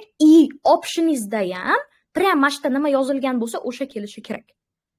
What does it mean? Let me guys just explain that. Xo'p, o'qiymiz. In Masha, colleagues published a study concluding that ocean acidification, ya'ni okean kislotni bo'lib ketishi, has a strong effect on the behavior of Masha, a species of fish. Xullas, okean kislotni bo'lib ketishi spesieslar baliq turlariga, ularning behavioriga zarar berar ekan. Qanaqadir kuchli ta'siri bor ekan. Dalshi qarang. However, Allen colleagues' study relied on a mean sample size of only about mashincha fish. Okay, blah, blah, blah. Xullas, guys, qarang, mana bu underline portionda what are we having? Ularni topgan narsasi, conclusion. Давайте, guys, сразу qaraylik. It presents a criticism of the results. Guys, bu rezultatni kritikasimi yoki rezultatni o'zimi, ularni conclusionimi? It's just a conclusion. That's why A is gone. B. It lists several traits of this discovered by Allen. Guys, qarang. Mana shu baliqni traitlarimi? Trait degani qanaqadir xarakteristika beryapti-da. Unga qanaqadir uni xususiyatlari deymiz-ku, tipa xususiyatlari haqida gapiryaptimi? No. Uni prosta behavior o'zgarar ekan, mana shunaqa bo'shatyapti. We are not having anything like this. Xo'p, it emphasizes a detail about where Allen and colleagues conducted their Masha study. Guys, qarang, it emphasizes detail about Masha conducted their study. Qarang, qayerda o'tkazganligi haqida bitta detal beradi. Lokatsiya haqida gapiramiz ham, guys, biz. No. It states the conclusion reached by this. Okay, guys, it's вообще oson ekan. Concluding turibdi, даже bu yerda conclusion, даже so'z o'zgarmagan. Anyways, guys, qarang, bizda mana qangi function questionlar juda ko'p keladi. Buni juda chuqur o'ylamang. Function questionda ham accuracy 100% ishlaydi. Ya'ni tekstda nima narsa kelsa o'shani berishingiz kerak. That's all. Endi qarang, mana bunaqa savolga qaraymiz. Based on the text, what is one reason why simulants are valuable for scientists? Guys, qarang. Based on the text, ya'ni shunaqangi narsa kelyaptimi? Bu bizda literal comprehension savol. Va mayli, buni nomini bilmasangiz ham даже nimani qidirishingiz kerak. Prosta mana shu bergan narsasini qidiring bo'ldi. What is one reason, sabab, why simulants are valuable for scientists? Biz simulantlar viableligini qidiramiz, ya'ni valuableligini qidiramiz. Давайте, guys, o'qiymiz. The soil on Mars can make missions to explore the planet challenging as the sand and dust are known to clog filters and lock moving parts on robotic rovers and other exploration devices. Okay, using simulants, уже, guys, kelyapti bizda. Which are materials designed to simulate different planetary surfaces. Guys, o'zi simulant nimaligini bilasizlar, to'g'rimi? Simulyatsiya. It's like o'sha narsani yaratib berish oldindan. Masalan, imtihonni mock topshirsangiz, bu ham katta simulated bo'ladi sizda. Using simulants, which are materials designed to simulate different planetary surfaces, scientists are able to study the characteristics of Mars surface. Ya'ni Marsni surface'ini nima qilib berayotgan ekan? Study qilish olar ekan. Tasavvur qiling, hali Marsga bormasdan Marsning surface'ini o'rgana olar ekan simulantlar bilan. Simulants like this, which was developed using this, help scientists to evaluate how well their devices will handle, bo'ldi уже keldi, guys, the surface when operated on Mars. Bo'ldi. Mana shu narsani biz prosta paraphrase qilib qo'yishimiz kerak. Guys, qarang. Big picture, function, mana bunaqangi literal comprehension savollar bular accuracyga birga bir ishlaydi. Ya'ni tekstda nima yozilgan bo'lsa, o'shani berishi shart. No other way. Давайте, guys, qaraymiz. Simulants allow scientists to test the ability of research equipment to withstand some of the conditions it will encounter during a mission. Guys, вроде маша. Вот mana qarang. Evaluate how well their devices will handle the surface when operated on Mars. Все вроде. This can be. Bo'lishi mumkin. Oh, nice. Scientists use simulants to track how chemical properties of planetary soils have changed over time. We are not tracking anything like qanaqa o'zgargani haqida gapirmaymiz. Simulants can be mixed with soil. Oh, we don't have anything, guys. Mixed sa bo'ladi degan narsa yo'q. Scientists use simulants to compare the physical properties of Mars surface to those of Earth's surface. Okay. Simulantlar ishlatarkan, no, there is nothing, guys, to compare. Xo'p, mana narsa, guys, qarang. Qarang, bizda-chi mana bu graph questionlarni osoni ham bor, qiyini ham bor. Yana bormikan, guys, bizda graflar? Oh, graf ko'p ekan. Yaxshi. Qarang, bitta narsani biling-da. Mana bunaqangichi, optionga bittada qaraysiz-ku, mana bunaqangi data bilan beriladi, buni biling, что сразу datani o'ziga qarab turib topolsam bo'ladi degan narsa-da bu. It's very easy. Shuning uchun nima narsa qilsangiz bo'ladi, prosta oxirini o'qiysiz, topib olasiz. Katta ehtimol bilan. Student notes that child, whatever, guys, I don't know how it's pronounced, obviously, produced mashincha million metric tons of copper in 1995. Okay, childga qarayapmiz mashincha. And уже 2020 da o'tdi, guys. Bu 2020 da 573, which is A. O't ko'rasizlarmi? These are too easy. Hozir qolganlarini ko'ramiz, может unaqa emas. Bizda qachon osonga keladi? Qachonki optionlarda mana bunaqa datalar bor-ku, prosta grafni o'ziga qarab turib topib qo'yadigan. Ba'zida bor katta tekstlar beradi. Uni sizga hozir tushuntirib beraman qanaqa qilinishini. Tak, dальше ketamiz, guys. Okay, mana bu savol ko'pchilikni duxini olib qo'yadi. Supporting, weakening, ko'pchilikni duxini olib qo'ygan. Nima narsa qilish kerak, guys? Birinchi bo'lib biling, mana bitta savolida bor-ku, which finding, if true, would most directly support the underlined claim. O'zi bizda bu yerda underline qilib qo'yibdi, lekin ba'zi savollarda buni underline qilmaydi, aytadi. Support the conclusion deydi yoki note deydi, support the theory deydi. O'sha paytda sizda tekstda o'sha joyni qidirasiz, ya'ni concludes degan joyni yoki theorizes degan joyni. Xo'p, endi qarang. Guys, buni qanaqa tushunishingiz kerak? Let me explain it in a super easy way, okay? Qarang, butun tekstingiz bor-ku, the entire text, butun tekstingiz siz uchun bir tiyin. Вообще farqi yo'q, guys. To'g'ri, farqi bor. You have to understand it. No, what is really important here is this part. Ya'ni sizda eng muhim part, eng logikani oladigan partingiz bu mana shu anaqani o'zi, underline portionni o'zi. Ya'ni o'sha berilgan joyni o'zi. Nima uchun? Chunki siz tekstni o'zidagi masalan 5-6 ta ideya bo'lsa, 5-6 ta ideyani hammasini you can support at the same time. Demaysiz, eng ko'p qaraydigan narsangiz o'sha narsa. Lekin bu degani butun tekstni o'qish kerak emas degani emas. Nima uchun? Chunki butun tekstni o'qimasangiz mana shu joyni tushunmay qolishingiz mumkin. That's why you have to, guys, do that. Давайте, guys, qaraymiz. For years, Christopher Clavius' work Astrolabium had the earliest known evidence of decimal point, which was in sine tables interpolation column. Okay, guys, sine, sinus cosinusga qanaqadir gapiryapti menimcha. Xullas, guys, qarang. Mana shu 1593-yildagi, qarang, men o'zi yaxshi tushunmayman buni. Lekin men primerni buni olib qo'yaman. Masalan, 1593-yildagi mashina ishi, Clavius'ning ishi eng earliest known evidence ekan. O'shani ishladi. However, math historian Brumelin posited that Venetian, okay, guys, I really suck at writing, at telling those things. I mean, pronouncing those. Merchant Masha Bianchini, who worked as an astrological consultant, used the mathematical symbol approximately 150 years before Clavius did. Guys, qarang nima narsa bo'ldi. Mana bitta bizada Brumelin aytibdiki, mana bu Bianchini yoki Bianchini, whatever, o'sha consultant sifatida ishlagan odam undan 150 yil oldin qilgan ekan u ishni. Ya'ni 150 yil oldin uni ishlatgan ekan. Qarang, mana shu odam aytibdi that in his role as a consultant, Bianchini used trigonometry to calculate the coordinates of the planets. Qarang, trigonometriyani ishlatgan ekan planetalarning koordinatasini calculate qilgani, and these calculations contain the earliest example of the decimal point. Ya'ni именно shular earliest example of the decimal point ni bildirar ekan. Guys, qarang, bizda support qiladigan narsa nima? Именно mana bu Bianchini'ni o'zi birinchi bo'lib ishlatgani aytib berishimiz kerak. Bo'ldi guys. Ya'ni bizda qarangda, tekstdan tashqari narsa berilishi mumkin hozir. Ya'ni tekstda вообще yozilmagan, umuman ko'rmagan narsangiz berilishi mumkin. It's fine.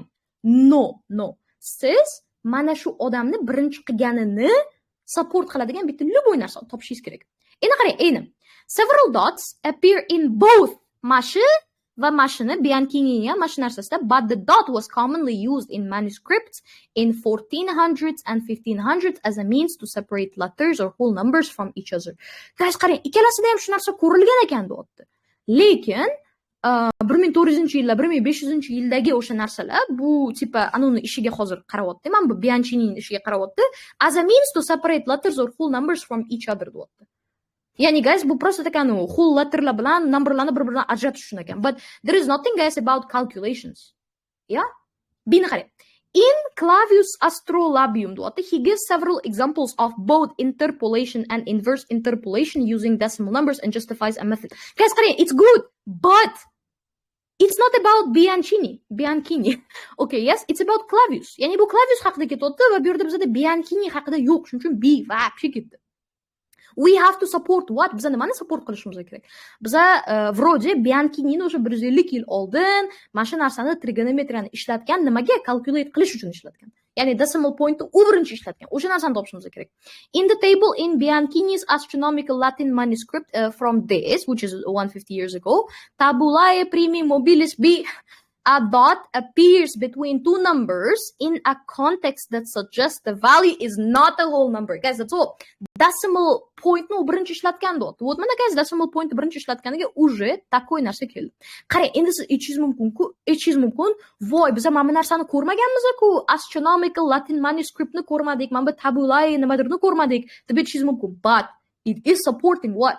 It is supporting the earliest example of decimal point. Yani bizda decimal pointni прям support qilyapti.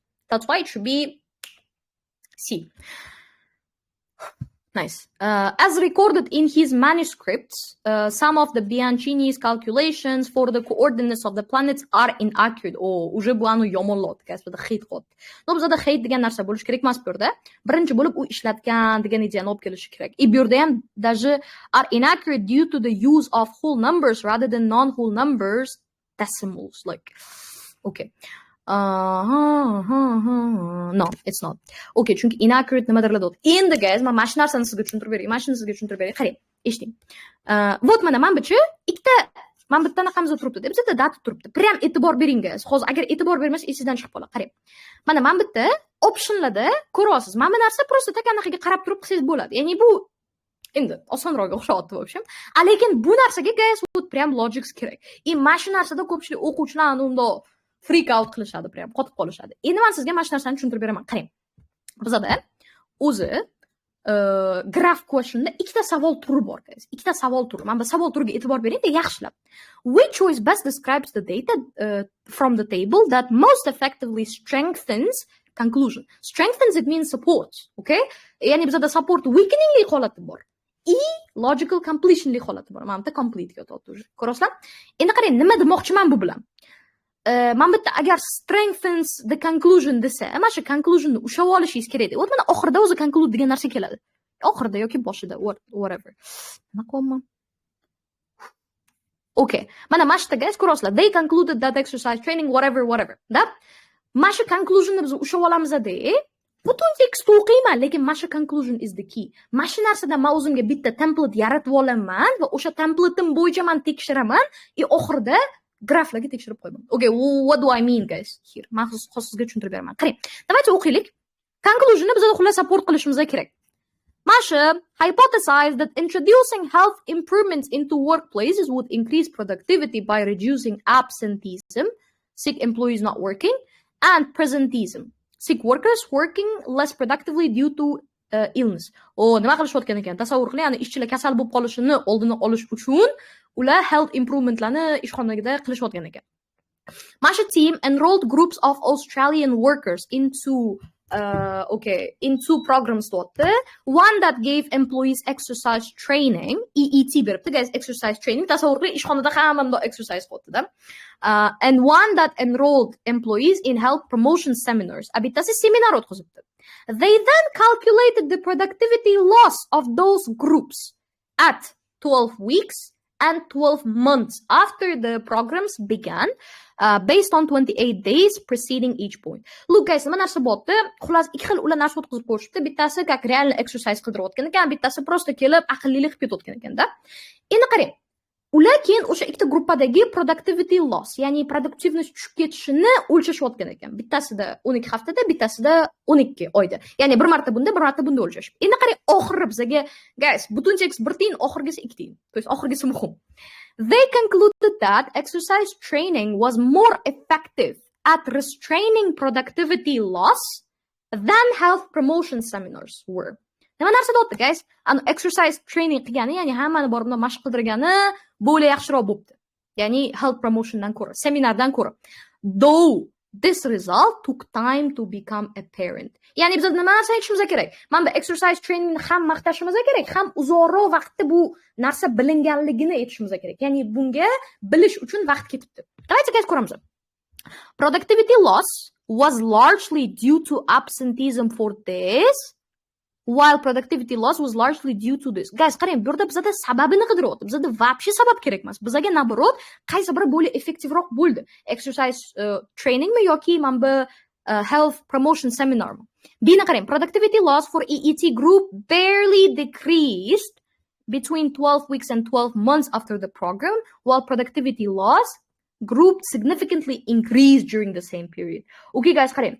Productivity loss EET ga aytayapti, kamdan kam anaqa bo'ldi. Deyarli zo'r anaqa pasaydi deyapti. Ya'ni productivity loss pasayishi bu yaxshi narsa.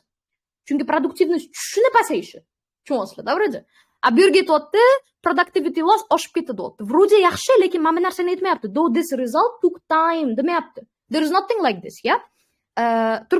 B вроде yarim tushyapti, yarim tushmayapti. Ketadi menimcha. Productivity loss was consistently higher for EHP group than for EET group over the 12 months. Okay. That it was measured, though the size of difference between the two decreased over that time. Oh, guys, qarang, bularda aytayapti, boshda baland bo'lgan, mana bundan ko'ra, ya'ni boshda u yomonroq bo'lgan, lekin keyin uni difference o'zgarib ketdi. Bizda naborot hozir EET ni maqtashimiz kerak, zo'r bo'lib ketdi, lekin bu bilinishi uchun, bu rezultat obvious bo'lishi uchun vaqt ketdi degan narsa aytishimiz kerak. Let's see guys. Productivity loss was fairly similar for EET and EHP groups 12 weeks after each program, but at 12 months afterward, it has significantly decreased for EHP group, okay, increased for this, and significantly decreased for EET group. Bo'tibini qarang, boshda unchalik bilinmadi. Keyin EET groupda productivity loss tushib ketdi. Bu degani yaxshilandi deyapti. Ularning productivitysi oshdi, loss tushib ketdi deyapti. Bu yoqda bo'lsa, oshdi deyapti. Which kind of yes, that's all guys. Guys, qarang, nima narsa qildik biz hozir? Biz-chi даже ishonasizlarmi, grafga qaramadik. Yes? Endi oxirida grafga qarab qo'yishimiz kerak, lekin bizada bitta narsani biling-da. Agar mana qangi tekstda ko'p berilgan bo'lsa-chi, bu bizada ham grafga ham tekstga qarashing kerak degani. Men hozir grafga qaramaganimni sababi birinchi bo'lib, chunki grafcha ozgina bevaforodek. Nima degani bu? Masalan, A ham, B ham, C ham, D ham hamma optionlar grafdan to'g'ri bo'lishi mumkin. Ya'ni grafda tushishi mumkin. Lekin bizada to'g'ri bo'ladigan narsa ko'pchiligi mana bu tekstga tushmaydi. Shuning uchun ham baribir tekshirib qo'yishimiz kerak grafga. Xo'p, qarang. Boshida 12 haftada почти что bir xil bo'libdi. Yeah guys, they are actually similar, lekin keyin вообще farqli bo'lib ketibdi. Yes, it's all. That's all guys. 12 ga qaraymiz. Let's guys look at 12. Qaraymiz. Xo'p, graph to complete the statement. Guys, qarang, complete the statement deyaptimi? Demak, buni hammasini o'qiysiz, lekin mana bu masalan conclusionida key to'g'rimi? Bu yerda уже oxiri key. Okay? Researchers investigated how enjoyment of a story is affected when it has been spoiled when the reader has foreknowledge of an important plot development. Masalan, tasavvur qiling, bitta zo'r kino ko'ryapsiz, o'rtog'i sizga nima bo'lishini aytib qo'ydi. Ya, bu degani spoiler. Ya, spoil bo'lgan. As part of the study, participants rated their enjoyment of one story that was spoiled before they read it and one story that was unspoiled. Ya'ni ular tipa tekshirayotgan ekan, odamlar qanchalik enjoy qilishadi agar ularga spoil qilsa yoki spoil qilmasa. For each story, participants who had been given a spoiler reported greater enjoyment than those who hadn't received a spoiler. Nima deyapti guys? Tasavvur qiling, spoiler berilsa, ular ko'proq maza qilishibdi. But oxirini guys qarayapmiz. Chunki bu completion ku. Completionda oxiri is the key. But the degree of this difference varied across stories. As is best illustrated by the enjoyment ratings for. Guys, men уже expect qilman, qarang. Lekin bu kattalik, ya'ni difference, bittasiga spoiler berilgan, bittasiga spoiler berilmagan, ularda difference bo'libdi. Ya'ni bitta spoiler berilganlar ko'proq enjoy qilibdi. Lekin bu difference har xil bo'lgan. Ya'ni biz ikkita narsani tayyorlashimiz kerakki, bittasida farqi kichkinaroq, bittasida farqi kattaroq. Ana har xil bo'lish kerak-da. Blizzard and plumbingni qarang. Blizzardni qarayapman, farqini ko'ryapsizlar, bu mana почти что bir, a plumbingni qarang. Bu mana farqi u ham почти что bir. Tursin, lekin unaqangi anaqa emas ekan. Oval Creek Bridge bilan chess problem. Oval Creek, guys, почти что difference yo'q ekan, ekan chess problem. What guys уже? That's all. I mean, you have the big difference here. Can be. Seni qarang, Blizzard bilan chess problem. Blitz почти что bir edi, a chess problem birdan sal ko'proq, lekin baribir B yaxshiroq. Chunki men bitta вообще deyarli anaqaga ham bormaydi. Difference juda kichkina. The column and plumbing. Okay, the columnda birdan kichkinaroq, plumbingda birga yaqinroq. Like it's not that different, guys. Okay, ana endi guys, ana endi men sizga уже 3 tagina savolimiz qoldi. O'sha 3 ta savol, ya'ni logical completion deb ko'ryapsizlar. O'zi oxirida ko'pincha gapida logical completion beradi. O'quvchilar ko'proq mashindan guys ani yig'lashadi, o'tirganlar. Nima uchun? Chunki ani oxirida уже tugatayotgan paytda logical completion tushib qolsa, vaqtni manage qila olmay qolishadi. O'shaning uchun, guys, qarang, logical completion uchun sizga men guide beraman. Ultimate guide. Qarang. What you're gonna do. O'qiysizlar. Yana o'sha gap. Logically complete deb bu yerda hammasini aniq o'ylashingiz kerak. What? The ending matters a lot. Ya'ni oxiri guys juda ko'p matter qiladi. So, yeah. Mana shunga qilib qo'ying. Tak. Don't want this. What is happening? Yaxshi. One second guys. Yo'qmayapti mash. Xo'p, whatever guys. Bunga qaramaymiz hozir. 13 ga qarayapmiz. Look. You can read everything. Hammasini o'qiysiz, o'qishingiz kerak. No, oxiri is really important. Guys, qarang. Humans are overwhelmingly right-hand dominant. 85-90%. Rostdan ko'pchilik bizda o'ng qo'l bilan yozadi. Can thus be said to exhibit strong population level right-handedness. Va shuning uchun ular ko'pincha o'sha PLRH, ya'ni right-handedga moyillikligini ko'rsatadi. Yep. Among studies of non-human primates, maymunlar bilan bo'lgan studyda deyapti. 1993-yilda study of captive gorillas purported to show PLRH. Ya'ni tasavvur qiling, captive. Captive degani bilasizlar nimaligini, ular qafasdagi. Qafasdagi gorillalarda PLRH bor ekan. While Jane Goodall's study of wild chimpanzees did not. What is happening guys? Tipa tasavvur qiling, yovvoyilarida, ya'ni tabiatda o'sganlarida, tabiatda yashayotganlarida bular yo'q ekan, anaqalarda bor ekan, captivelarda bor ekan.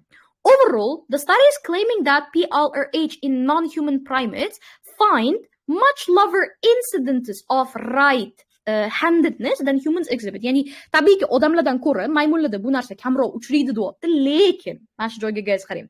But it's worth noting that studies of captive primates tend to show significantly greater incidences of right-handedness than studies of wild primates do. Tasavvur qiling, odamlarda o'zi o'ng qo'llik, o'naqaylik deymiz biz.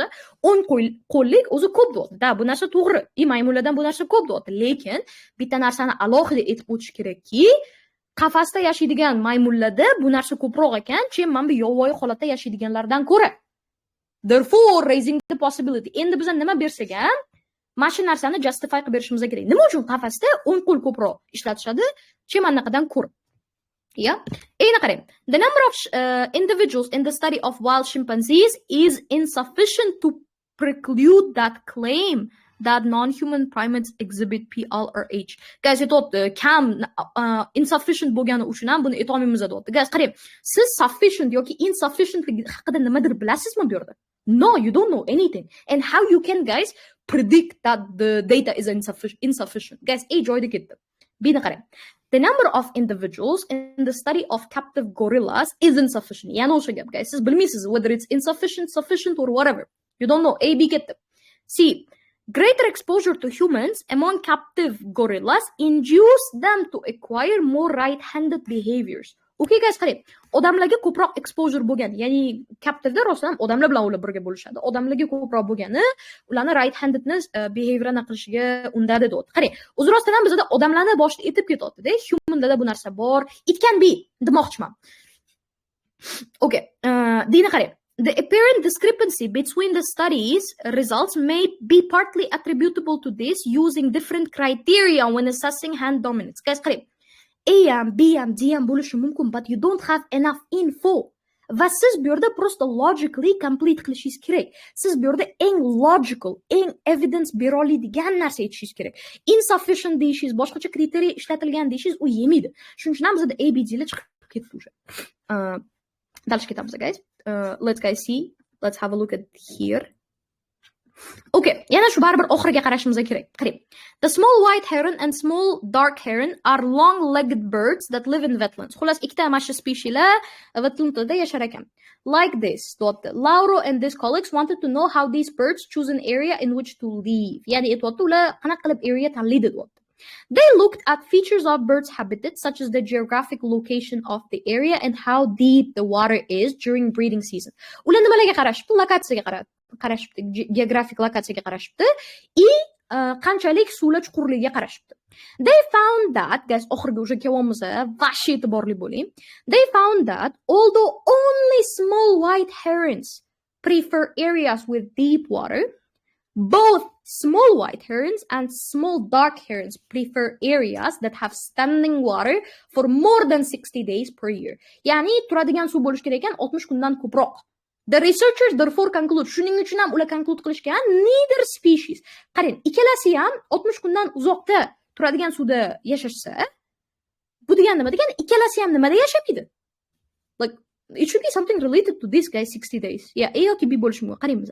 There is standing water for far fewer. Yeah, guys, 60 kundan uzoq suvda hammasi tursa, ikkalasi ham 60 kundan kam turadigan suvda turishmaydi. Species with breeding seasons longer than 60 days are likely to be present. Boshqa specieslar qaysiki breeding season 60 kundan oshsa deyapti. Like, we don't have anything like this. No, guys, that's all. Boshqa narsani ko'rish ham shart emas. 15. Qaraymiz, guys. It is hard for publishers and printers to create very long books that balance the requirements of readability, durability, and cost.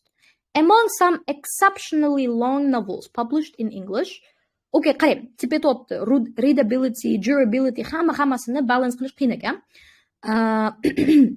Uzun narsalarni ichida deyapti Englishdagi Haruki Murakami Smasher. Okay, translated from Japanese, was published in Mashincha page edition, runs to 207 mingta so'z ekan. 1157 ta page bor ekan, Mashincha so'zi bor ekan. While John Masher, A Moment in the Sun, written originally in English, ingliz tilida yozilgan ekan o'zi aslida, Mashincha page bor ekan, and runs to an estimated Mashincha words. Guys, qarang. 1157 ta page bor deb berdi, lekin 207 ming so'z. Bu yerda 1100 ta page bor, kamroq page, lekin ko'proq so'z, namnoga ko'p so'z. Nima bo'lyapti? This indicates, bu bildiradiki, something about like bitta pageda ko'proq so'z bo'lishida. The edition of this has more words per page than this. Oh, Moment in the Sun. Вроде yes, guys. Yeah? Ya'ni bizda rostdan ham anu aytayapti, so'zi ko'proq, bunda page kam bo'lsa ham, bu degani bitta pagega ko'proq so'z qilgan. Buni qarang.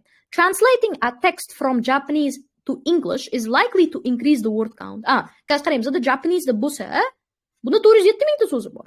Bunda English deydi 625 mingta. Bu yerda aytayapti naborot. Teskari narsani aytayapti. Japanesedan tarjima qilish ko'proq so'zni chiqargan deyapti. Bu yerda naborot kamroq so'z. Beketdi. Seni qarang. Page count is likely to be a more reliable indicator of how long it takes to read a book than a word count. What is happening, guys? page count ko'proq indicator deyapti, so'z anaqadan ko'ra tez tugatish deyapti. Guys, tugatish haqida gapirmaymiz kitobda. The edition of this is printed on a thinner paper. Guys, we have no idea qanaqa paperga print qilinganligini вообще bilmaymiz. Xo'p, guys, bugungi darsimiz bizda примерно mashi edi. We finished the first module. Tak. Okay. Yeah. Guys, biz birinchi anaqani faqatgina qildik. 5 ta testni kalitlarini tashlab bera olishmi? Oh my god, hech bo'lmasa yodlab olardik. Guys, don't think about learning the answers. Qarang, to'g'ri, college board repeat qilishim mumkin. But no, guys, savollarni eslab qolib bunaqa narsa qilganingiz yaxshi emas. Ochiqini aytaman. Bu narsani qarang, men sizga hozir bittadachi men 3-4 ta versionni sразу ishlab berishim mumkin edi-da. Prямо test qilib turib. No. I am, guys, here to teach you what each question has to say. You know, like har bitta savol nima demoqchiligini, qanaqangi strategy ishlatmoqchiligini sizga как tushuntirib berdi. И все, guys, that's all. Okay, that's all, guys. That's all. Tak, вроде, guys, mana shu narsani o'zi edi. Savollaringlar bo'lsa bersanglar bo'ladi. Qaysidir savol bo'yicha, qaysi bir nimadir bo'yicha, I don't know. Yeah. Teacher, can you show notes? Yes, sure. I will send, guys, anyways. Man, yuboraman sizga. Voy, Telegram ochib qo'yman. Yeah. Uzunaqa ko'p narsa yozmadim. Yozmoqchi edim o'zi, lekin ko'p narsa yozmadim. Yeah. Okay. Ovozni nazarda tutuvdi. Okay. Qolganlarini ham ishlaymizmi 22-martgacha? Guys, qolganlarini ishlab sizga anaqa qilib beraman. Ishlab beraman. Уже menimcha men birinchi hozir anaqani уже tugatgandan keyin men ikkinchi modulni ham ishlab qo'yaman. O'zim ham qiziqib ketdim. Noda tashlayman sizga birinchi modulni to'liq anaqasini. But yeah, that's all, guys. Mana shu narsani o'zi. Thank you so much for participating. 1,5 soatdan menimcha oshiq bo'ldi. Guys, qarang. Guys, mana shu joyda bitta narsani aytmoqchiman sizga. Anchadan beri bilasiz, anaqadan chiqib qoluvdim o'zi. To есть hech o'zim bitta va'dani bajara olmayman, guys, in terms of blogging. I know this is a very bad thing about me, but yeah. Xo'p, qarang. Qanaqa narsa? I want to, guys, do something like this. Bitta alohida kanal ochmoqchiman, SAT bo'yicha. U yoqda, guys, hamma material boshqa, plus u yoqda manaqa savollar turlari bo'yicha ham tushuntirib ketaman. Chunki bitta voice chatda hamma odam ham kirmasligi mumkin. Masalan, bizda aylanib o'rgilib bir boshida 200 tacha odam kirgan edi, o'sha hozir mana 120 tacha odam qoldi. Aytmoqchi bo'lgan narsam, what I want to do, guys, is like I want to have a separate channel. Ya'ni alohida bitta channel qo'shmoqchiman. Imенно SAT bo'yicha o'sha yerda eng trusted strategies, trusted everything I will be sharing. Shunaqa narsa qilmoqchiman, guys. Nima deysizlar shunga? Просто chiman ochishim kerak-da, u yoqga hammanglar shunda o'tib olishinglar kerak. Bu kanalda o'zi qilmoqchi edim, просто kanalda mess up bo'lib ketadi hammasi. Because I want to, guys, fayllarni belgilarsiz variantlarini tashlab bering. Hop. I will be, guys. Math section bo'yichami yana dars qilaylik. Bo'ldi, guys, harakat qilaman. Math bo'yicha ham qilishga. Вроде, guys, shu. Boshqa versionlarni ham ko'rib berasizmi? Guys, qarang, men sizga javoblarni tashlab beraman. Bunaqangi voice chat qilishga javob bermayman. No, mana qilishimiz ham mumkin. Like hard questionlarni we can analyze. Okay, we can analyze together. Shu narsa. Shu narsa, guys. Voy, og'zim charchab ketdi. Thank you, guys, so much. Bye, take care. Bye. Bitta modulni qildik. Hozir ikkinchi modulni men где-то yarim soatlarda javobini tashlab yuboraman, guys. Sal dam olib, takoy, yeah. Okay. Bye, guys. Take care. Thank you so much for joining. Bye. Hozir tashlab beraman. Rekord o'chirgandan keyin rekord bo'ladi.